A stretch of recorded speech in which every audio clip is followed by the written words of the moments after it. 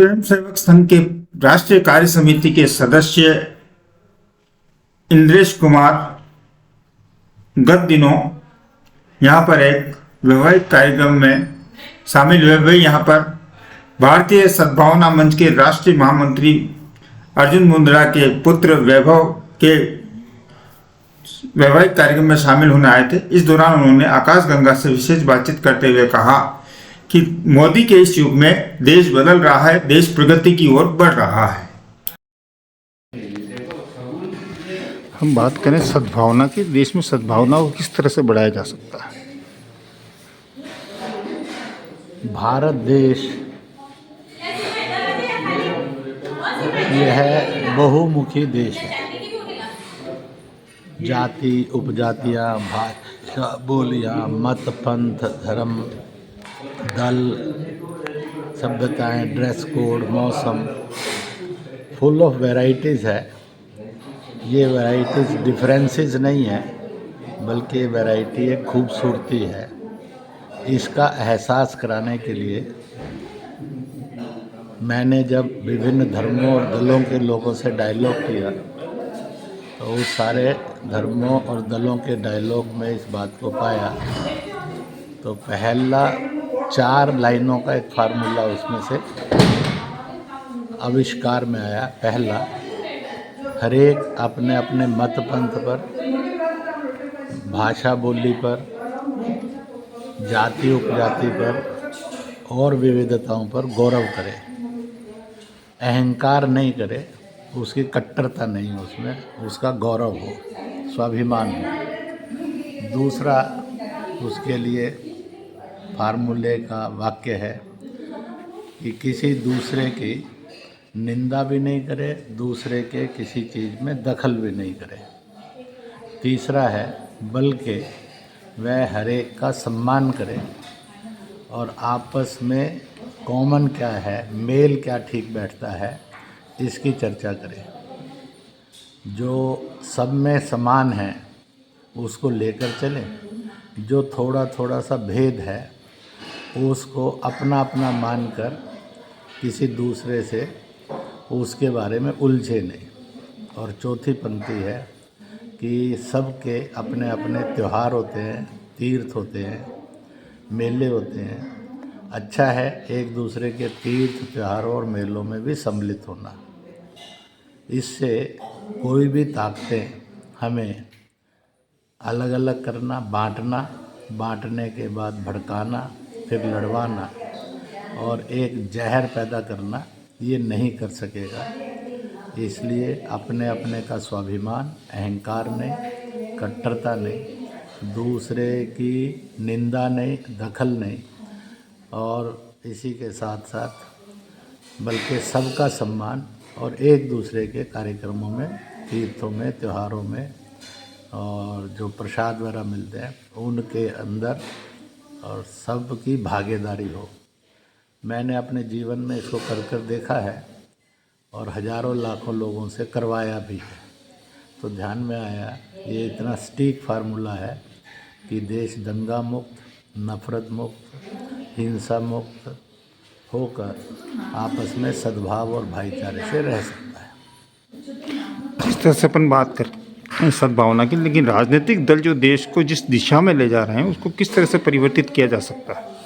ऐसा है, आज के राजनीतिक दलों के अंदर स्वयं के लिए सीखने का भाव कम हो गया है।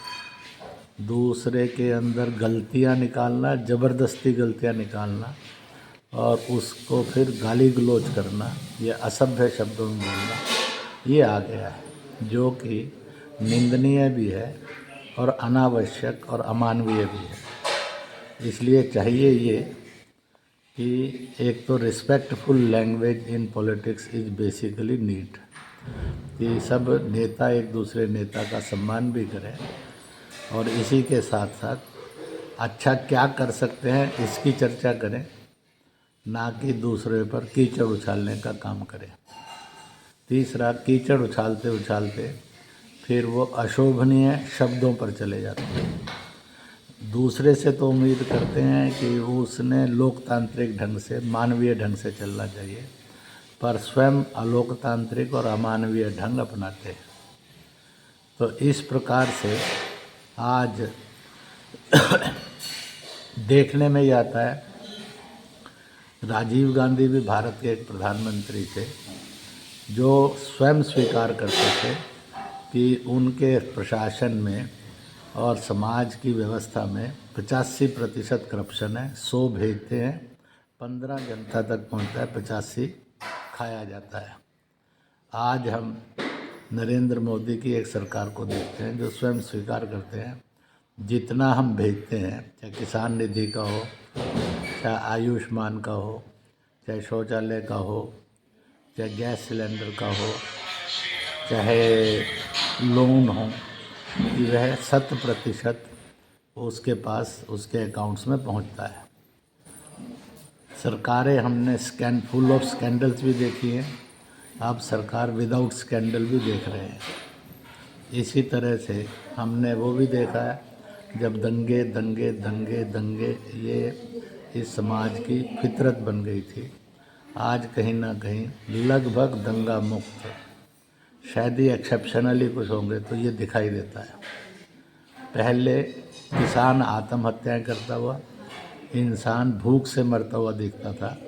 धीरे धीरे उसमें कमी आते आते आज लग रहा है कि जैसे भूख से, मौत, इससे भी मुक्त भारत हो रहा है। और इसी प्रकार से वह कहीं ना कहीं और आत्महत्याएं करने पर जो मजबूर होता था उन पर भी बहुत बड़ी रोक लगी है। इस प्रकार से और सरकार काम करती हुई दिख रही है। वह जाति में, मजहब में, भाषा में, दल में, भूगोल में, परिवेश में कोई भेद नहीं करती है। इसलिए उन्होंने तो गरीब को, मजदूर किसान को, महिला को और युवा को कहा है कि यही जातियां हैं और इनके अंदर जाएंगे तो लगभग सभी इसमें आ जाएंगे, शायद ही कोई छूटेगा। तो ऐसे में जो ज़रूरतमंद है उसको प्यार सम्मान भी मिलेगा और विकास भी मिलेगा, शिक्षा भी मिलेगी, तो सब उसको देने में भी मदद करते हुए नज़र आएंगे। इसलिए मैं राजनीतिक, विशेष रूप से विपक्षी दलों को कहूँगा वह बिलो द बेल्ट वार करने वाली राजनीति ना करें। मुक्त जैसा हिंदुस्तान बन रहा है तो मुझे ये लगता है कि पार्टी विद ए डिफरेंस है और सदा रहेगी। आप अभी लोकतांत्रिक प्रक्रिया में देखिए कि कोई एक मुख्यमंत्री बन गया तो मुख्यमंत्री ही बना चलाएगा। सामान्य कार्यकर्ताओं को भी पार्टी ने ये रास्ता दिखाया है कि उसको भी अवसर मिल सकते हैं, वो सतत साधना करता चला जाए। इसी प्रकार से यह भी ध्यान में आता है कि आज कहीं ना कहीं इस प्रकार से जो है, और इसी पार्टी में ये शक्ति है कि वह अपने केंद्रीय मंत्रियों को, सांसदों को कह सकती है तुम विधानसभा के चुनाव लड़ो, और विधानसभा में चुनाव में जीतने के बाद वो परंपरागत जो उनका प्रॉपर्टी राइट हो गया है और कुर्सी का सामान्यता शेष दलों में कम मिलेगा। तुलनात्मक बीजेपी में बहुत और हाई वैल्यूज़ के रूप में, उच्चतम जीवन मूल्यों के रूप में आज भी दिखाई देता है।